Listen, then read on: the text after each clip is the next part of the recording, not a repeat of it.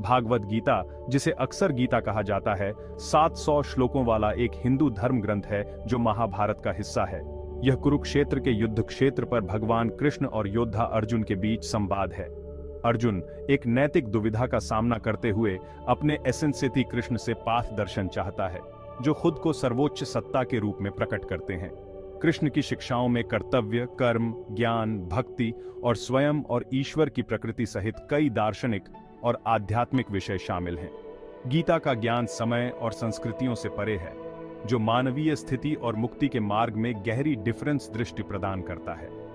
गीता की शिक्षाएं आज भी प्रासंगिक हैं, जो जीवन की चुनौतियों का सामना करने और अपनी वास्तविक क्षमता को साकार करने के लिए पाथ दर्शन प्रदान करती है। आत्म साक्षात्कार और निस्वार्थ कर्म का संदेश दुनिया भर में लाखों लोगों को प्रेरित करता रहता है। गीता का ज्ञान एसेंस व भौमिक है, जीवन के सभी फील्डों के लोगों पर लागू होता है। यह किसी की पृष्ठभूमि या मान्यताओं के बावजूद आंतरिक शांति और फुलफिल्डता का मार्ग प्रदान करता है। भगवद गीता के 15वें अध्याय का शीर्षक पुरुषोत्तम योग है।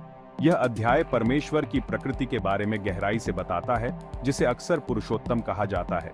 यह दो वृक्षों की अवधारणा पर विस्तार से बताता है, अश्वत्थ वृक्ष जो भौतिक संसार का रिप्रेजेंट्स करता है, और दूसरा एक शाश्वत अश्वत्थ वृक्ष जो दिव्य क्षेत्र का प्रतीक है। पुरुषोत्तम योग भौतिक संसार से ऊपर उठने और परमेश्वर के शाश्वत धाम को प्राप्त करने के इंपॉर्टेंस पर जोर देता है।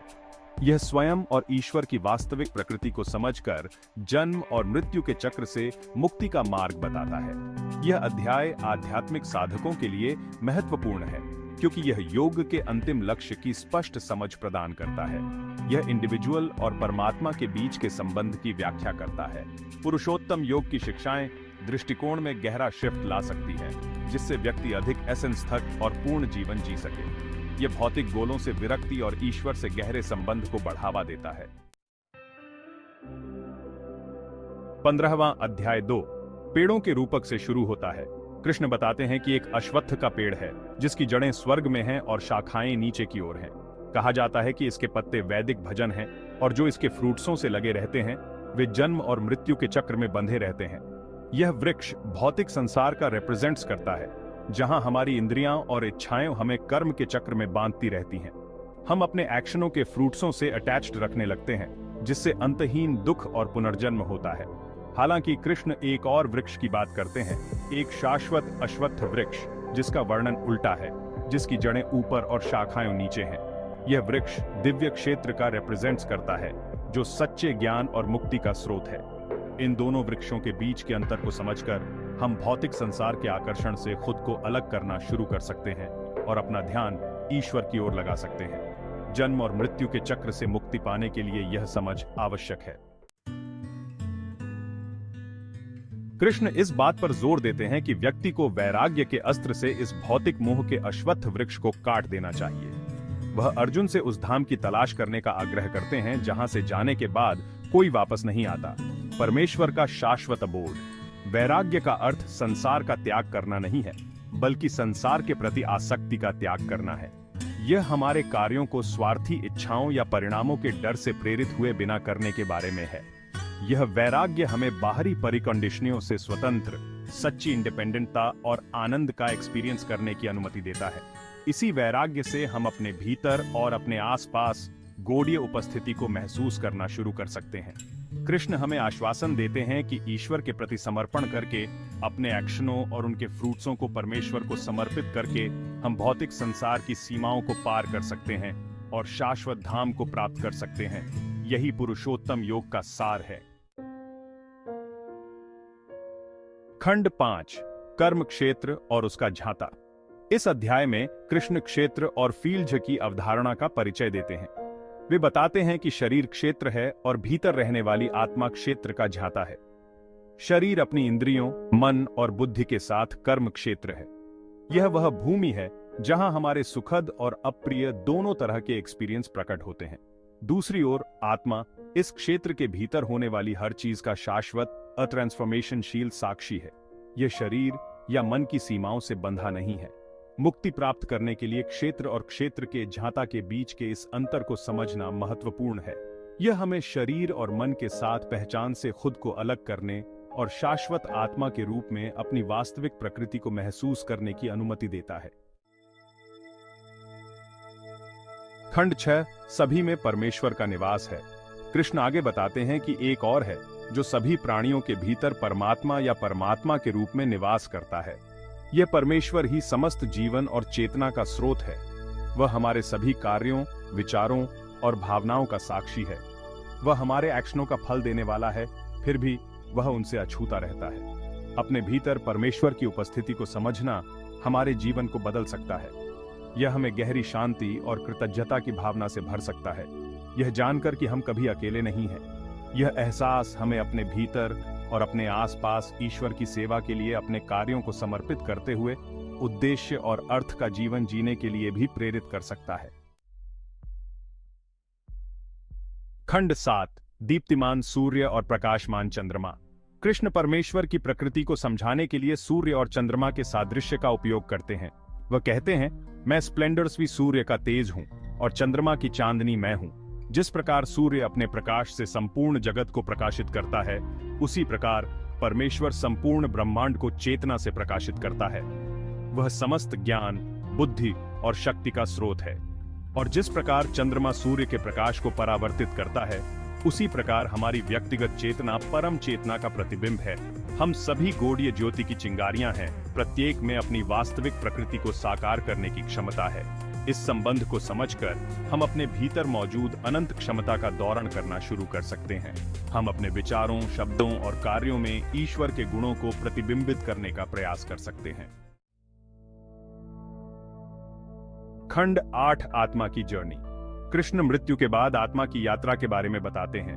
वह कहते हैं कि मृत्यु के समय आत्मा अपने साथ सूक्ष्म शरीर को लेकर जाती है, जो मन, बुद्धि और अहंकार से बना होता है। साथ ही अपने पिछले एक्शनों के संस्कार भी होते हैं। हम इस जीवन में किस तरह के विचारों और इच्छाओं को विकसित करते हैं, यह हमारे अगले जीवन की गुणवत्ता तय करता है। यदि हम स्वार्थी इच्छाओं और अटैचमेंटियों से प्रेरित होकर जीवन जीते हैं, तो हम ऐसे कर्म संस्कार बनाते हैं जो हमें जन्म और मृत्यु के चक्र में बांधते हैं। हालांकि यदि हम सेल्फलेसता, भक्ति और ज्ञान का जीवन जीते हैं, तो हम ऐसे कर्म संस्कार बनाते हैं जो हमें मुक्ति की ओर ले जाते हैं। हमारा लक्ष्य अपने मन और हृदय को शुद्ध करना होना चाहिए। प्रेम, करुणा और ज्ञान के गुणों को विकसित करना चाहिए। ऐसा करके हम अपने लिए एक उज्जवल भविष्य सुनिश्चित कर सकते हैं और मुक्ति के पथ पर आगे बढ़ सकते हैं। खंड 9 शाश्वत धाम की अटेनी।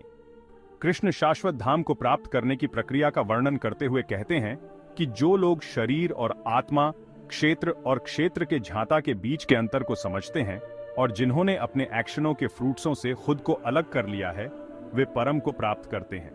यह अटेनी कोई शारीरिक यात्रा नहीं, बल्कि एक आध्यात्मिक परिवर्तन है। यह शरीर और मन से अलग शाश्वत आत्मा के रूप में अपनी वास्तविक प्रकृति को साकार करने के बारे में है। यह एहसास आत्म जागरूकता, आत्म अनुशासन और निस्वार्थ कर्म से आता है। यह हमारे मन और हृदय को शुद्ध करने, अपने अहंकार को ईश्वर के प्रति समर्पण करने की एक क्रमिक प्रक्रिया है। कृष्ण हमें आश्वासन देते हैं कि जो लोग मुक्ति की इस अवस्था को प्राप्त कर लेते हैं, वे जन्म और मृत्यु के चक्र से मुक्त हो जाते हैं। वे परम चेतना में विलीन हो जाते हैं, शाश्वत आनंद और मुक्ति का एक्सपीरियंस करते हैं। खंड 10 ईश्वर की सच्ची नेचर। इस अध्याय के समापन श्लोकों में कृष्ण अपनी सर्वोच्च महिमा और शक्ति का वर्णन करते हैं। वह घोषणा करते हैं कि वह सभी सृष्टि के स्रोत हैं, सभी प्राणियों के पालनहार हैं और सभी आध्यात्मिक आकांक्षाओं का अंतिम लक्ष्य है। वह है जो पूरे ब्रह्मांड में व्याप्त है, फिर भी इससे परे है। वह जो कुछ भी मौजूद है, उसका भौतिक और कुशल कारण दोनों है। ईश्वर की वास्तविक प्रकृति को समझना पुरुषोत्तम योग का सार है। यह सृष्टि के हर पहलू में अपने भीतर और अपने आसपास गौड़ीय उपस्थिति को आइडेंटिफिकेशन के बारे में है। यह समझ हमारे जीवन को विस्मय, आश्चर्य और कृतज्ञता की भावना से भर सकती है। यह हमें ईश्वर की सेवा के लिए अपने कार्यों को समर्पित करते हुए उद्देश्य और अर्थ का जीवन जीने के लिए प्रेरित कर सकता है। खंड 11 समझ के साथ जीना। पुरुषोत्तम योग की शिक्षाओं का उद्देश्य केवल सैद्धांतिक कॉन्सेप्टें होना नहीं है, वे जीने, एक्सपीरियंस करने और हमारे दैनिक जीवन में एकीकृत होने के लिए हैं। नाशवान और अविनाशी, भौतिक और दिव्य के बीच के अंतर को समझकर हम ऐसे चॉइसेस कर सकते हैं जो हमें मुक्ति की ओर ले जाएं। हम इंद्रियों के क्षण भंगुर सुखों से खुद को अलग करना चुन सकते हैं और स्थायी आंतरिक शांति और आनंद की खेती पर ध्यान केंद्रित कर सकते हैं। हम सेल्फलेसता और करुणा के साथ कार्य करना चुन सकते हैं, यह जानते हुए कि हम सभी आपस में जुड़े हुए हैं और एक ही गॉडीय ट्रुता का हिस्सा है। इस समझ के साथ जीना हमारे जीवन को बदल सकता है, हमें उद्देश्य, अर्थ और फुलफिल्डता की भावना से भर सकता है। यह हमें मानव जीवन के अंतिम लक्ष्य, दुख से मुक्ति और अपनी वास्तविक प्रकृति की अटेनी की ओर ले जा सकता है।